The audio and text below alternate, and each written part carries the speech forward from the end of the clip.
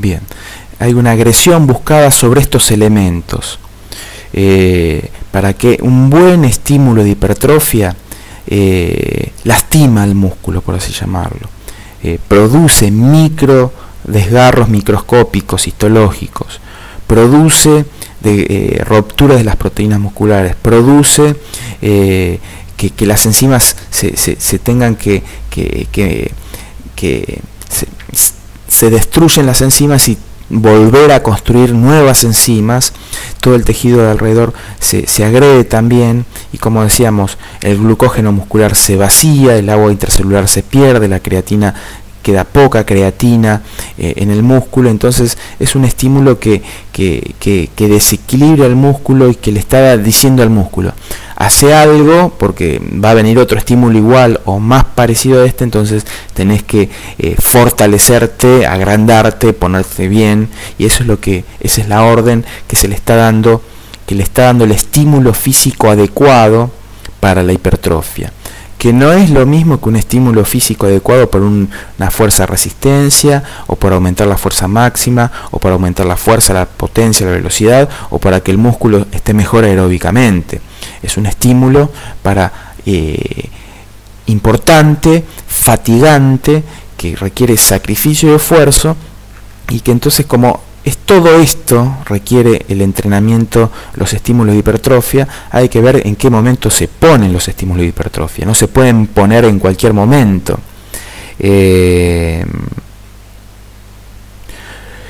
Hay que ver en qué momento se ponen. No vamos a poner en el medio de una semana estímulos de hipertrofia en donde se están jugando las semifinales o finales o los playoffs de cierto deporte y demás, porque son estímulos que requieren bastante energía. Entonces hay que ver en el periodo competitivo en qué momento los podemos poner, en una semana de entrenamiento en qué momento lo podemos poner, en qué momento tenemos que hacer un mantenimiento de la hipertrofia para no perderla, en qué momento podemos intentar ganar varios kilos musculares sin afectar la potencia, la velocidad, la técnica, y en qué momento del año o del mes o de la semana metemos este tipo de entrenamiento, porque son entrenamientos intensos en donde el músculo generalmente luego necesita 2, 3, 4 días de recuperación para pensar en un nuevo estímulo de hipertrofia, o para pensar en un óptimo, en una puesta a punto para un determinado competencia o partido.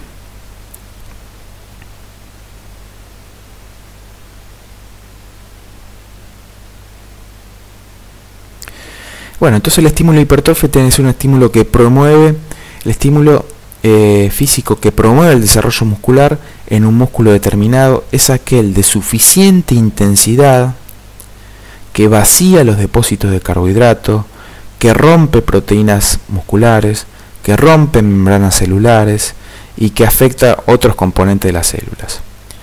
Entonces, este estímulo, si lo queremos dar un nombre fisiológico, tratar de encasillarlo fisiológicamente, sería un ejercicio, un estímulo intermitente, anaeróbico, lactácido. Intermitente, anaeróbico, lactácido, con mucha producción de ácido láctico.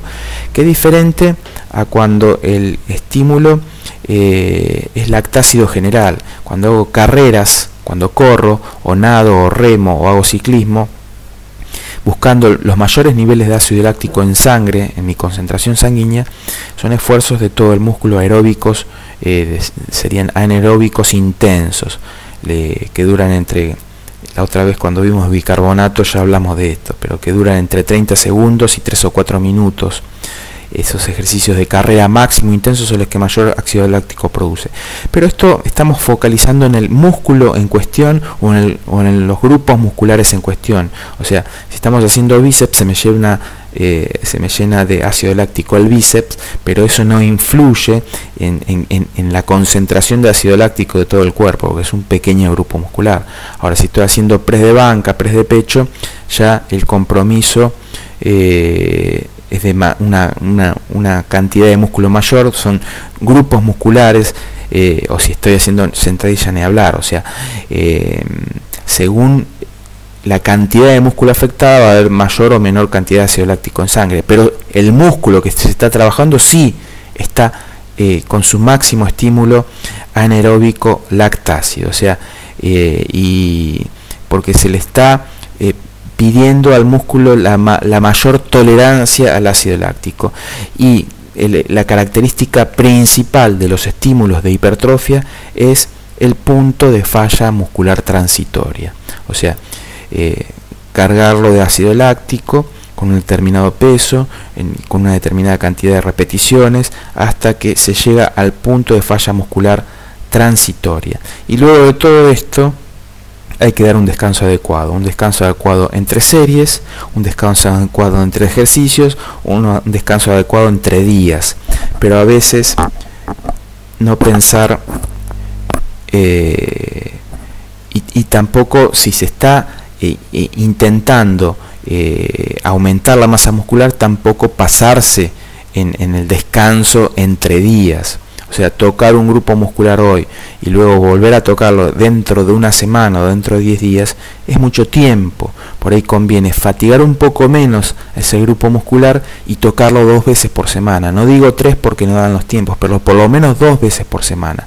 La división de los grupos musculares y estimularlos una vez por semana en principio parecería poca, porque estamos dando el estímulo del grupo muscular, por ahí 2 o 3 días en donde baja el rendimiento de ese músculo, compensa en 2 o 3 días, supercompensa en 4 o 5 días y uno ya ahí podría volver a tocarlo. Si le damos 7, 8 días, ya por ahí se nos va muy largo la cantidad de días. O sea, las rutinas muy divididas con un estímulo semanal por grupo muscular parecerían un poco escasas para una buena hipertrofia. Por ahí conviene trabajar más grupos musculares, menos tiempo, con un poco menos fatiga y poder tocarlos 2 veces por semana para lo que es específicamente hipertrofia. Porque a todo esto lo que hay que decir es que para el deportista que quiere ganar peso muscular hay que tener en cuenta un montón de cosas, pero para la gente que hace fitness o busca nada más que un acondicionamiento físico general y sentirse bien estéticamente, o una cuestión estética, por ahí es más fácil porque tiene todo el año, no hay que cuidar puntos de periodo competitivo, puestas a punto, fechas importantes en el año. No hay que considerar los entrenamientos del deporte, los entrenamientos físicos, técnicos, tácticos, competencias, partidos, concentraciones. Entonces es más fácil todo esto con el recreativo, el que va al gimnasio, el que quiere sentirse bien, el que quiere aumentar la masa muscular por una cuestión más que nada de sentirse bien, estar sano y sobre todo sentirse bien con su físico y con su aspecto. Pero el punto acá sería el punto de falla muscular transitoria.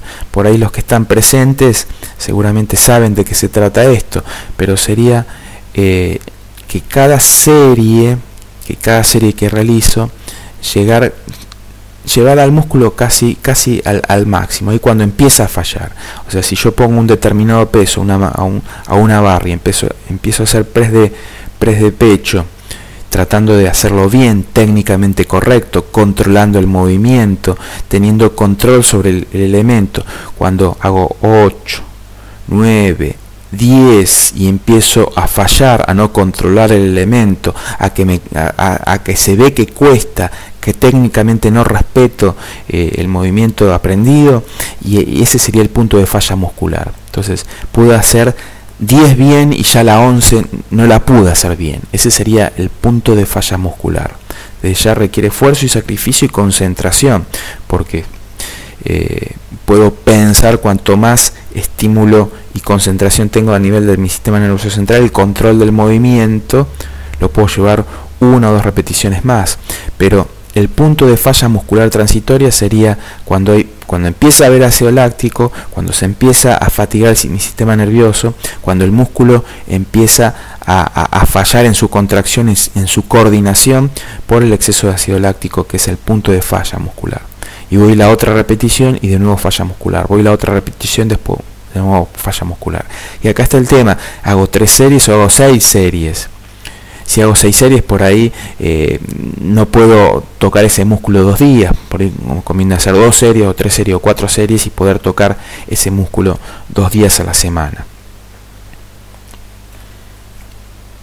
Entonces, volvemos a lo mismo, que el estímulo físico para la hipertrofia tiene que tener como un concepto, como el concepto por ahí más importante para tener en cuenta en el gimnasio, en el cancha, en la pista, según donde se entrene esto, el punto de falla muscular transitoria. Dicho sea de paso, viene bien decir acá lo siguiente, acá en el medio en donde yo me manejo, es bastante frecuente en los deportes de conjunto que los entrenamientos del deporte de conjunto son para hacer el deporte de conjunto, la parte técnica, táctica, un poquito de preparación física general, y por ahí el deportista tiene que ir a un gimnasio aparte,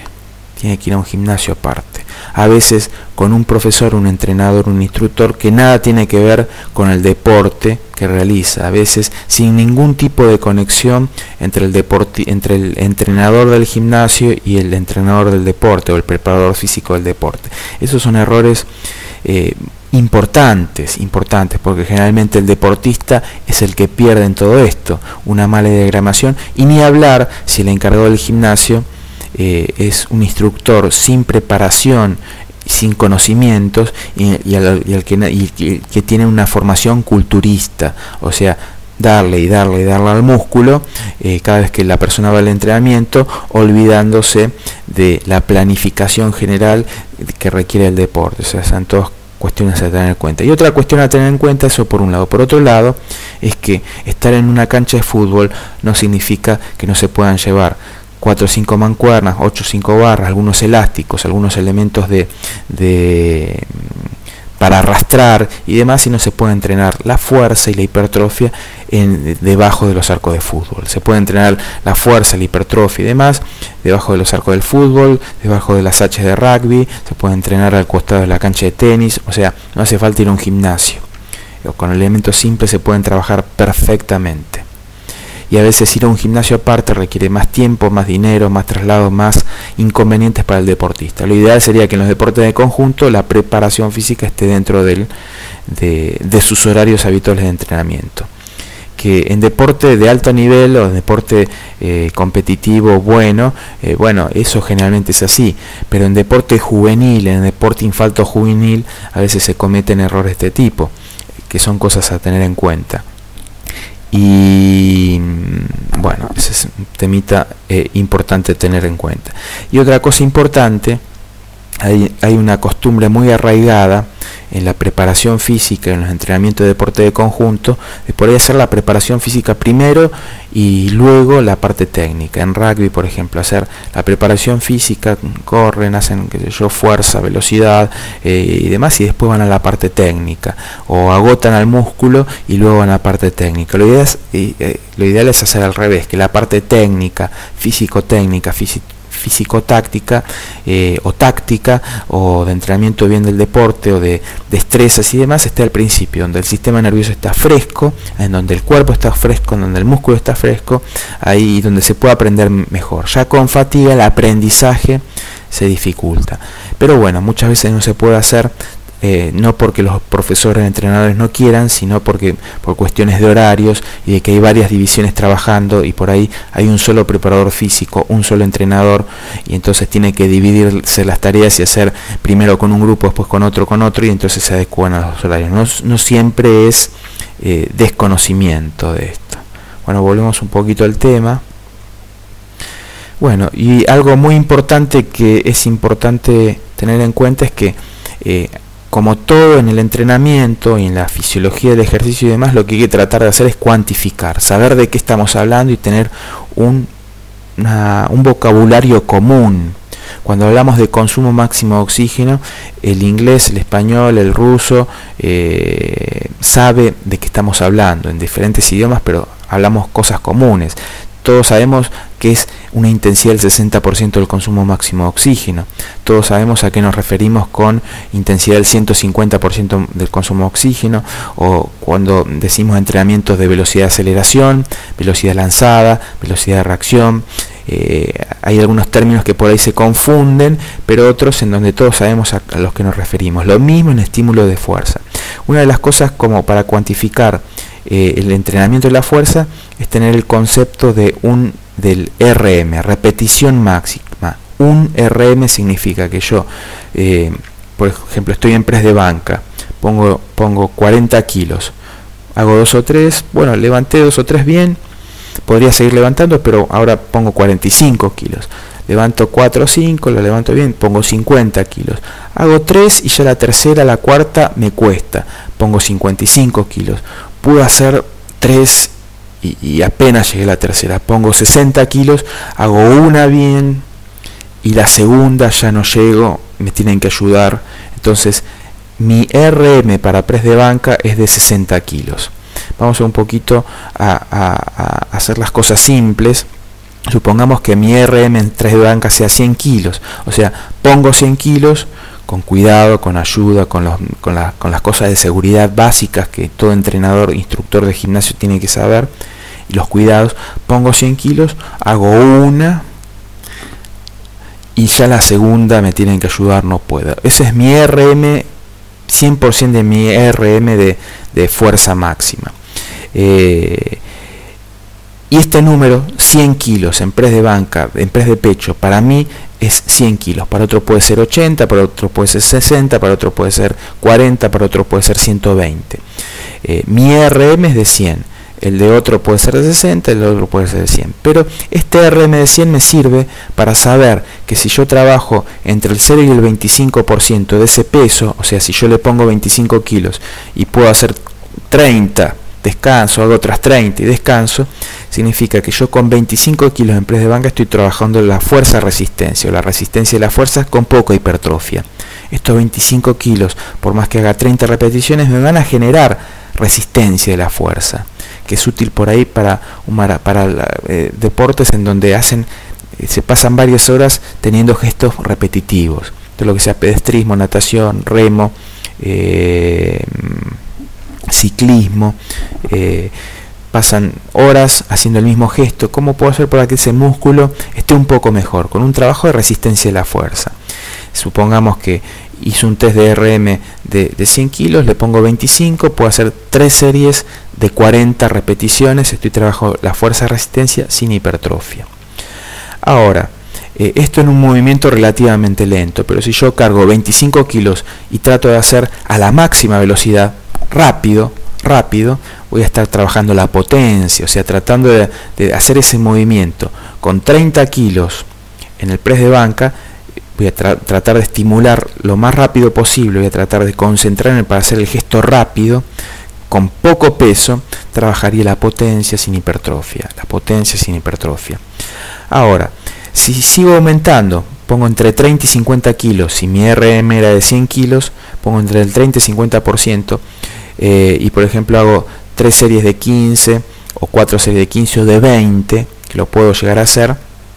Voy a seguir trabajando, voy a estar en el área de resistencia de la fuerza, pero con un poco de hipertrofia. En estos pesos, ya ese peso está generando un poco de hipertrofia. Si en cambio los pesos entran en el 50, 60, 70, 80% del RM, ahí tengo aumento de fuerza con hipertrofia. Podríamos decir que los mejores estímulos para la hipertrofia en general, estamos hablando en estímulos entre el 60, 70, 80% del peso máximo, del peso de RM. Con 90, 100, 110% de RM voy a estar aumentando la fuerza máxima. Son ejercicios en donde, como el peso es elevado, puedo hacer una repetición, puedo hacer 2 repeticiones, puedo hacer 3 repeticiones, pero no puedo hacer 6. 6 podría estar haciendo con el 90%. Pero con el 100, 95, 100% puedo hacer 1 o 2, no más, y voy a estar trabajando el sistema nervioso, el impulso nervioso. Tiene que haber un gran impulso nervioso para poner todas las fibras musculares en el mismo momento para que me generen, y voy a estar trabajando la fuerza máxima, la fuerza explosiva sin hipertrofia. O sea, voy a mejorar mi fuerza máxima, mi fuerza explosiva sin hipertrofia. Fíjense cómo este cuadro nos da el trabajo de distintos tipos de fuerza. O sea, cómo puedo aumentar mi fuerza máxima, mi fuerza explosiva con poca hipertrofia en pesos altos, cómo estaría aumentando los mejores estímulos de hipertrofia con aumento de fuerza, pero sobre todo buscando la hipertrofia con intensidades del 60, 70, 80% del peso máximo, cómo trabajo la resistencia de la fuerza con algo de hipertrofia a estas intensidades, cómo trabajaría la potencia con poco peso diferente a la potencia con pesos máximos, cómo estaría trabajando la fuerza de resistencia sin hipertrofia con estos pesos, y el concepto de un RM y el concepto de distintos tipos de fuerza que se pueden llegar a trabajar. Acá vamos a hacer un alto. Acá vamos a hacer un alto de algunos minutos, y el que quiere retomamos, y el que no, en 3 o 4 minutos estamos nuevamente.